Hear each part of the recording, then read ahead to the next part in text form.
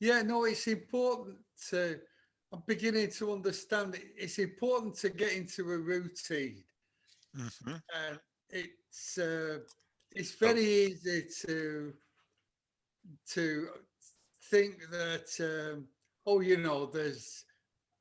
uh, there's more important things for me to do. uh-huh. Yeah.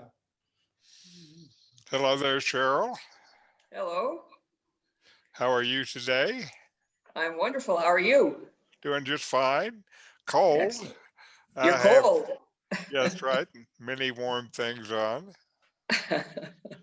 You're sitting there, it looks like in a t-shirt. So, Well, it has warmed up in the last couple hours where I am. okay. Yeah. It Well, must be below, it must be below 20 degrees where you are then, Richard. uh, that's right. 20 degrees C, you're right.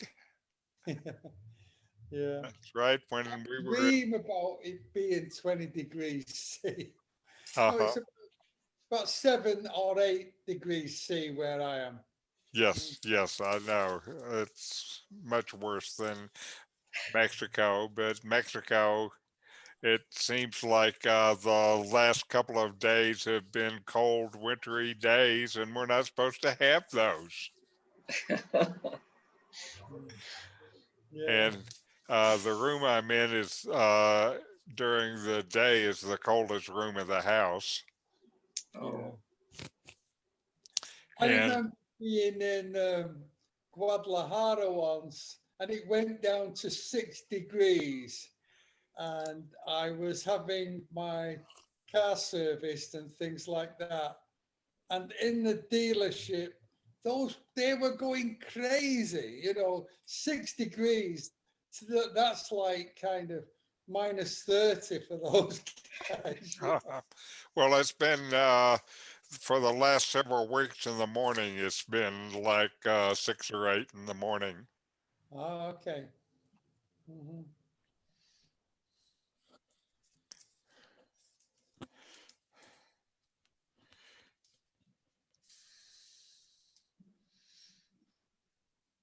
Now, when you were saying 20 degrees, I know what that is. Since I'm American, I tend to think in Fahrenheit instead of centigrade. And when I was in India, after a while, we got one of those two-piece air conditioners in the bedroom, and we would set it at 22 degrees to sleep. And that's the only reference I actually have. Yeah. Mhm. No, well, of course, the first half of my life, I was living with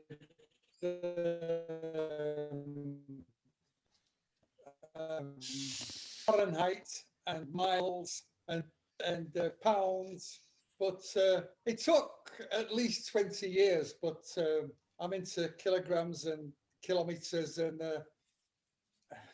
whatever. And but I like kilometers. They go a lot quicker than miles. That's right. I agree. And so I've been out of the U.S. now for almost 15 years, and so I've certainly think more naturally in kilometers. I still am have the wrong temperature system though. Mhm. Anyway, I think it might be that Dee Dee is. I heard that she was going way to the beach, and that's probably why she's not here. So let us just proceed. You were already talking about your experience, Clive, and you were saying that you're have for you the afternoon is looks like it's a time to meditate, and you're doing that with more regularity, still not consistent but more regularity. So Yeah, yeah. I think that's real positive. How about you, Cheryl? I don't think I've missed a day this week. I tried making a rule that I couldn't have lunch unless I'd meditated. If I can tie it to food, it will work much better. Okay, okay. I have to be a little bit careful about when, because if it's during I'm planning my day mode, then I find it very difficult to settle down, and then it just gets sort of not irritating, but it just seems like a lot of work to try Right, and let everything go and just be right. there. That's Yeah, why that's one of the things that's good for some people. That's what I found about meditating in the morning. Particularly, I was doing that when I was living in Silicon Valley in a consultant. I had my days were very much filled with activity, and I would meditate. I felt like before all that other stuff got booted up, right, yes. and Yeah. you know now in terms of kind of former regular time, I do like you do, Clive. Carol and I have an afternoon time where we've meditated together for about the last 15 years. Yeah. And, you know, it's great, and it's great there to have a partner because there are ways in which you reinforce each other. So once it gets to be a habit, if it's both your habits, Yeah. then you're That's really right. stuck with it. Well, Bev always well, she's more inclined to accompany me on my morning walk, and that is kind of meditative, except it's not always tranquil, Uh, but it's a morning walk and meditation in the afternoon, which will recharge me for the rest of the day. That's my very. planning. Yeah. hmm And for me, I find walking with someone is not nearly as meditative because somehow my attention is still more on this other person than kind of within myself. And so the for me, the best walking meditation is when I'm by myself. Yeah. Okay, so let us then kind of get started at our hard work of doing nothing.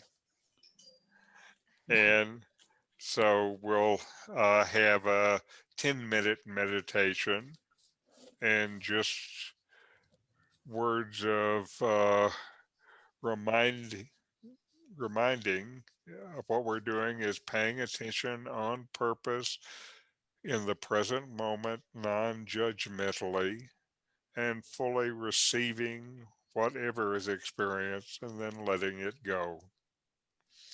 And uh, then we will go and I will just let you guys uh, quietly meditate and I'll meditate along with you. So here we go. Let me.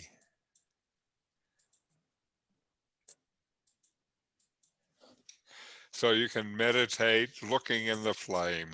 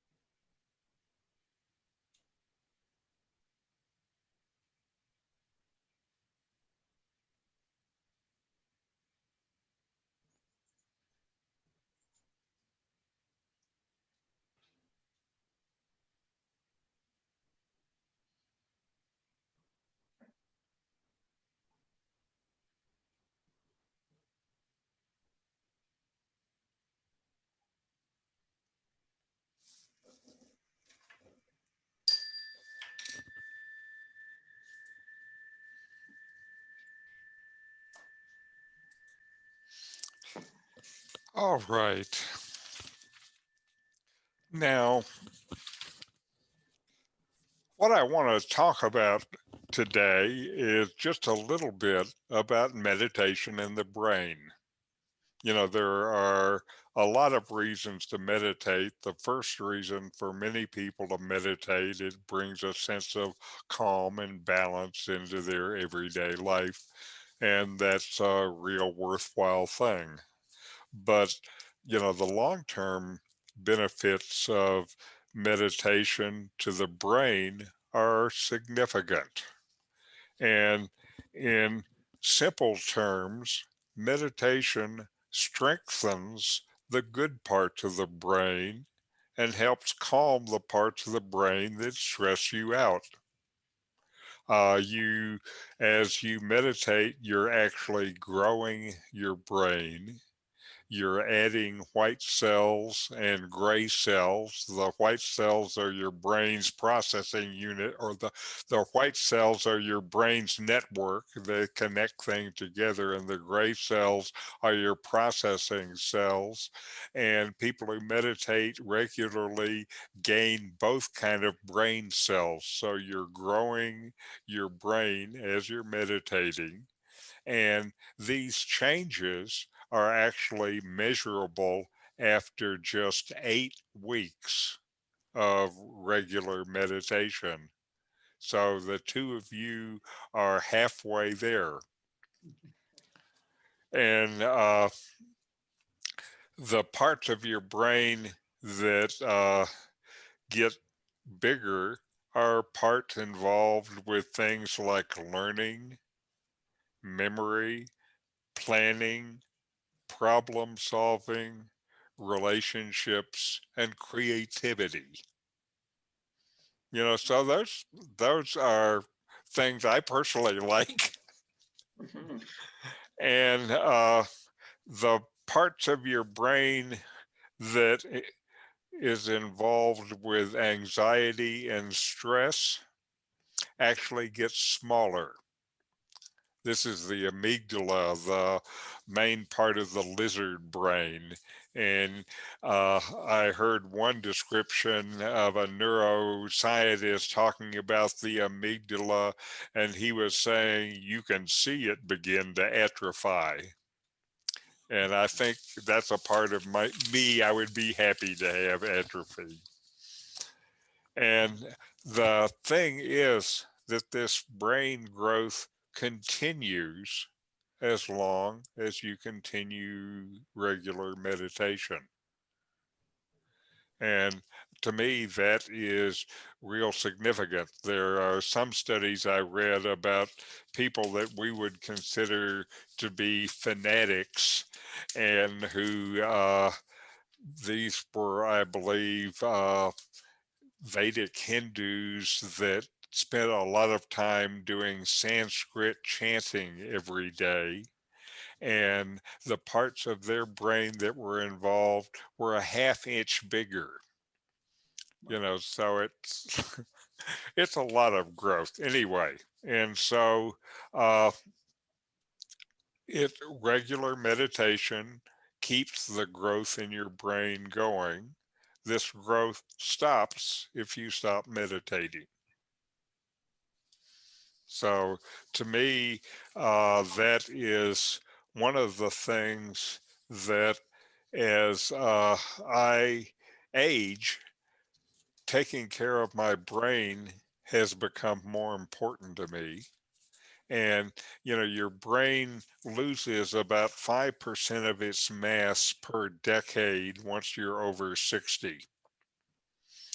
And it turns out for meditators, that's not the same. I think there is still some brain loss, but it's much less, much slower.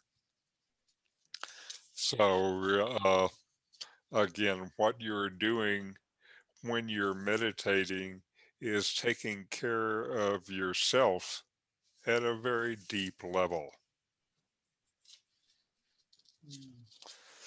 And okay, so today we're gonna do a different kind of meditation. Uh, we're going to do a Buddhist loving kindness meditation. This is compassion meditation, and the Buddhists call it metta, M-E-T-T-A.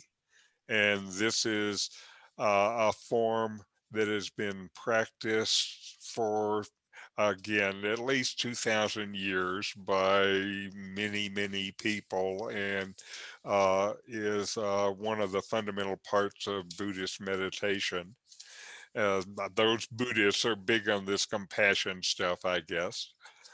And the this will consist of you're listening, you think about yourself, you think about other people as it goes on, and there is a phrase they want you to say as you're thinking about them. And the phrase, actually, different people who are giving the meditation give different phrases. The phrases really kind of helps focus your intent. And I suspect which phrase it is does not matter so much as the intent. So we'll try something different today, and we'll do a 10-minute metta meditation.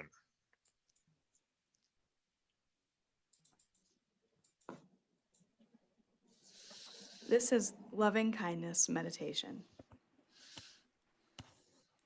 As we start this meditation, you are welcome to sit or lie down. You can have your eyes open or closed, whatever is most comfortable for you. We will have 4 phrases that we will work with, silently repeating each phrase with enough space and silence so that it's pleasing for you.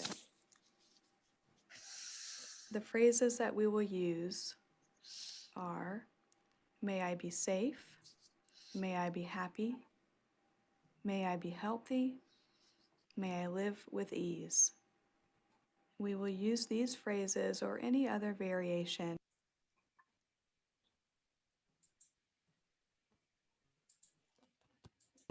that resonates with you.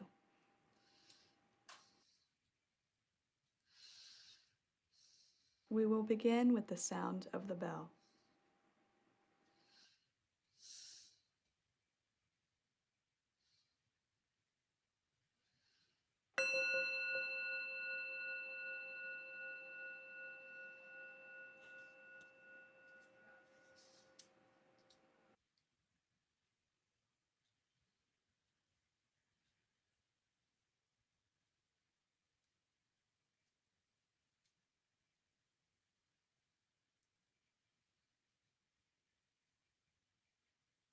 We will begin by offering loving kindness to ourselves. May I be safe. May I be happy. May I be healthy. May I live with ease.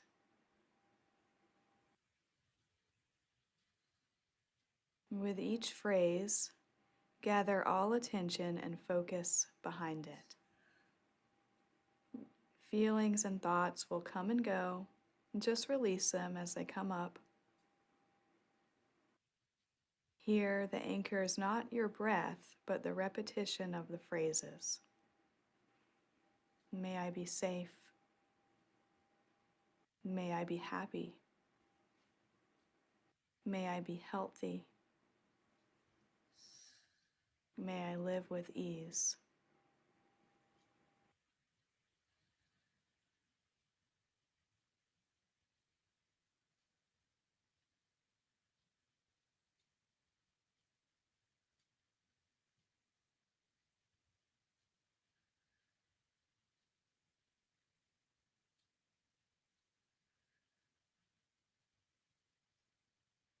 Now choose someone in your life that inspires you, strengthens you in some way. It could be a person close to you, or maybe someone you've never met, or even an animal that brings you joy. Someone, when you think of them, you're grateful for. And direct the phrases of loving kindness to them. May you be safe. May you be happy. May you be healthy. May you live with ease.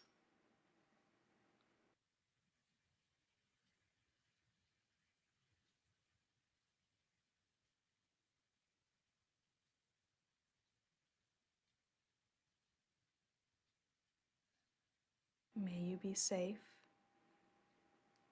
May you be happy. May you be healthy. May you live with ease.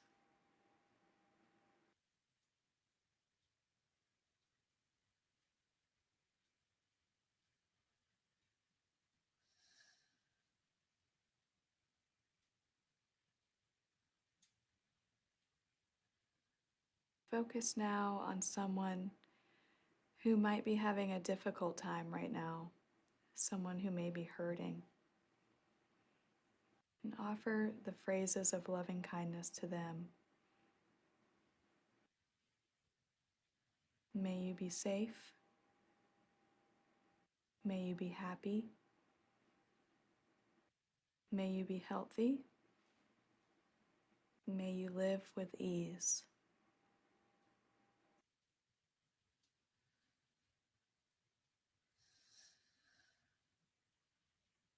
May you be safe. May you be happy. May you be healthy. May you live with ease.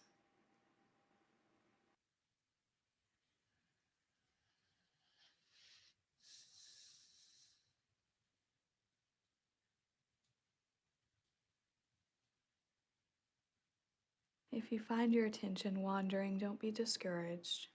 Just gently turn your attention back to the phrases, using the phrases as your anchor to this meditation.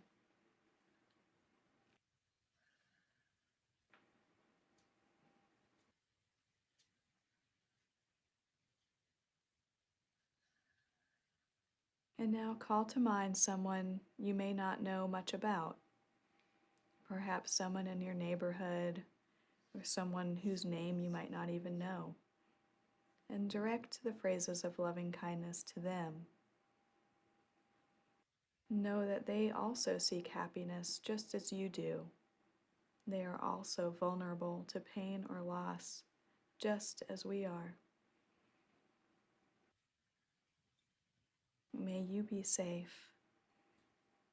May you be happy. May you be healthy. May you live with ease.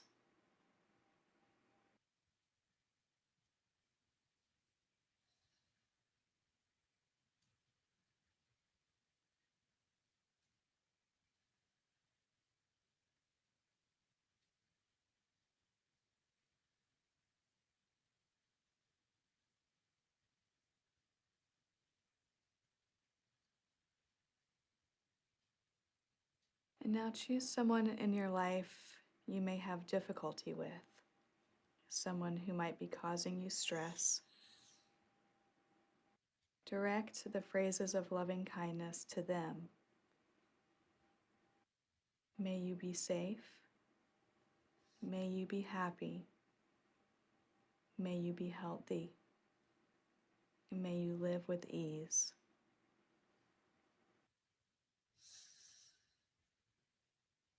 And if you find that it's just too difficult to direct the phrases toward them, just go back to redirecting it to yourself. In that moment, you're the one who is suffering, who needs compassion. May you be safe. May you be happy. May you be healthy. May you live with ease.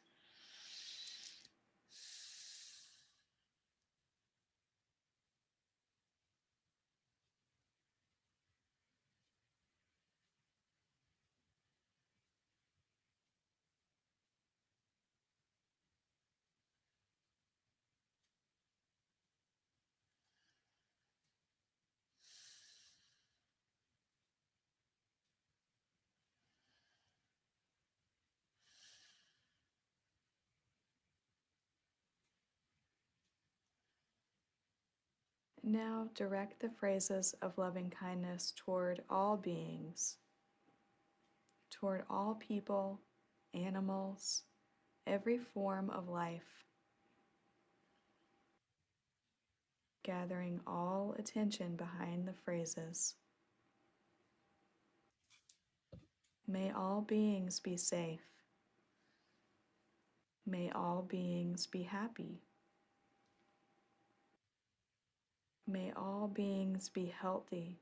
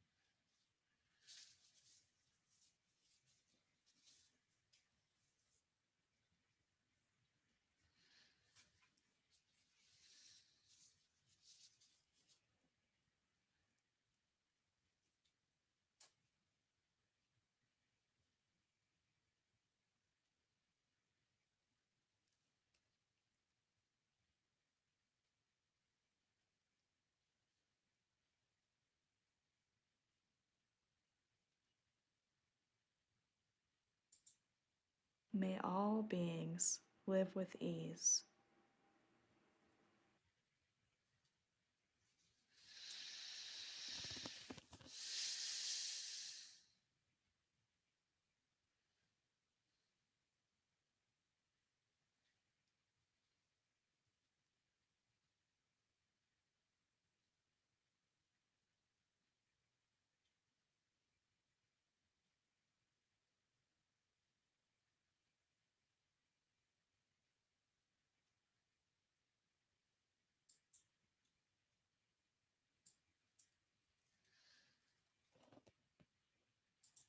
Okay, now I'm not sure if that ended or not. The Yes, it ended. There it is. There's the bell. I knew it must be someplace. I had muted you just because we hadn't talked about this before. And I was going to say, had I talked about it, I do this quietly to myself. I muted you just in case you felt like saying this out loud. Either of those is fine. So when you want to talk again, you will have to unmute yourself. Uh, Now, loving kindness, one of the things about loving kindness is it works on different parts of the brain than does mindfulness. mindfulness works basically on what some people might call the command and control system. And loving kindness works on the parts of your brain that are involved with relationships with others. And considering how important these relations with others are to all of us, then it might be something that is worthwhile adding to your own program. And the thing I liked about this particular loving kindness meditation is the things she gave us to say are easy to remember. So they're just four things, and I think I can remember them. I think they're: may you be safe, may you be happy, may you be healthy, may you live with ease. Hey, okay. And so, uh, again, it's a very good thing to add to your routine. Again, it helps another part of the brain grow, and the part of the brain that it helps grow is the stuff that helps us connect with other people. Oh, Yeah, I especially like that one. I find that repeating those four phrases over and over again is very easy, and my mind doesn't wander. I can, that works for me. Mhm. now, it's been interesting for me when I'm doing it. There's a part of it where you're wishing loving kindness to someone you have had difficulty with. Mhm. And it turns out that's been interesting for me. And it doesn't always flow as well as the uh, other parts of it, uh, that meditation work. And I appreciate that she says, if you have trouble with this, then direct it back at yourself, because you're the one who needs the compassion. Yeah. And so, anyway, I think it's a good practice. Om Shanti, Shanti, Shanti. Om. Peace, peace, peace. All right. Mhm. Now, any questions, comments? I was curious about the loving kindness meditation, about adding that into my practice. Would you suggest doing like an extra meditation a day or alternating, or what would your suggestion be? Uh, my suggestion is for you to try to figure out what works the best for you.